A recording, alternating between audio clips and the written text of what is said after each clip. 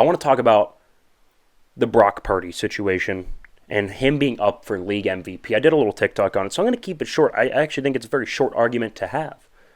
I think the only thing you need to know is that it's a little bit crazy to have two separate Brock Purdy MVP conversations when there's a 3-game stretch in between those two discussions where there is a legitimate point in time where there's a question, should he be benched for Sam Darnold? I don't understand how do you have a 5-game stretch where you're like, Brock Purdy's the MVP, and then we see him without the Avengers squad be awful for 3 weeks. Maybe not awful, but not MVP caliber for 3 weeks. Have a discussion that he should be benched for Sam Darnold, who we ran out of New York and is cast away. And now he has another, 3 or 4 game stretch, and we're like, oh, he's the MVP again? What the hell happened? I just think that's a little bit crazy. And I don't think I'm a Brock hater. I think Brock's a top 10 quarterback this year. I think there's a legitimate argument Brock Purdy's a top 5 NFL quarterback this season. Production. And I do think the whole value discussion, there's some nuance to it as well, because I think there is value to him being a cheap quarterback. We talk about most valuable in terms of, well, is he the reason the offense wins? Well, no. I don't think he's the most valuable on his offense. I don't think he's the most valuable in his backfield. But I do think he's a valuable piece to that team, especially knowing how low his salary is and how well he's playing above his expected production given his salary. I do think there's value in that. But to not even be the most valuable person in your backfield, that's a little bit insane. Again, I don't think I'm a Brock hater. I think he's a top 5 quarterback. I think he should be in the running for MVP. But to have him as a favorite above a Dak, above a Tyreek Hill, are we kidding? That's insane. I don't think I'm a hater to say that he's not the best player in the world, in the most prestigious league. Like, I'm not being a hater, right? Like, I don't know, pick your favorite sport, right? We'll go baseball. I'm not a hater to say that I don't think Ellie De La Cruz was the MVP last year, right? There was a stretch where he first came up for those couple weeks where people were like, he's going to be MVP of the league. And I was like, no, he's not, right? He's like 19 years old. He strikes out more times than he hits, right? He's got like double the strikeouts as he does getting on base. He's not an MVP. Exciting, yes. I'm not hating on him to say he's not the best player in the league. Right, I'm not hating on Brock Purdy to say that he doesn't deserve the most prestigious award in the most prestigious league in America and arguably the world.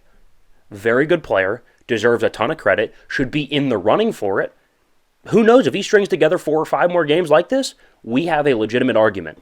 But right now to say he's the favorite over a Dak, over a Tyreek Hill, hell, I don't even like Myles Garrett, but over a Myles Garrett, I think that's a stretch too far. That's a leap that I'm just not willing to make yet. I 100% agree on that one. You can't put a guy like Brock up for the award when you have the amount of talent that you do from other players this season. It would just be a total snub to people like Dak, total snub to people like Jalen Hurts. Like, there are other people that are the catalyst for winning games and for a team being successful. We've always said that Brock is just kind of the, I don't want to say like supplemental piece, but he's like the off-speed pitch. We'll keep going back to the baseball analogy. He's the off-speed pitch. He's very much carried by the fastball, which is everybody else on that. The Debo, the Christian McCaffrey. Like, without them, he's not even, like, you wouldn't even bring his name up in the discussion for MVP without those players. Right, and I don't have a problem with you having talent. Like, Patrick Mahomes won the MVP when he had Tyreek Hill, Travis Kelce, right? Even his wide receiver 2 was good at the time. Like, DeMarcus Robinson was a viable 2 or 3 at the time, right? Like, I'm fine with you having talent. That's not the argument, right? Almost everybody has talent. But even then, the quarterback still has to be the catalyst for that talent. I don't think he's the catalyst all the time. Does he make really good throws? Yeah. But I would love to see a breakdown, and maybe I'll do the breakdown. How many of his touchdowns are more than 5 yards down the field? Half of them? You know how many screen plays and slants I've seen taken? That Debo play. Yeah, that Come was. On. That's an in-breaking route, 6 yards in the middle of the field, nobody in the middle of the field. You hit Debo. The rest of the work. You hit Debo wide open. Debo breaks a tackle, makes 3 guys miss, and runs it 60 yards to the house. And because he's the second coming of Megatron, he took it all the way. Brock got it to the right place, made a good, accurate throw. Touchdown. Right? Brock deserves credit. But to say that warrants him the MVP of the league is a little bit ridiculous. It is. That's all I'm saying. That's a little far out there. I think he's a really good quarterback. I think he's fantastic.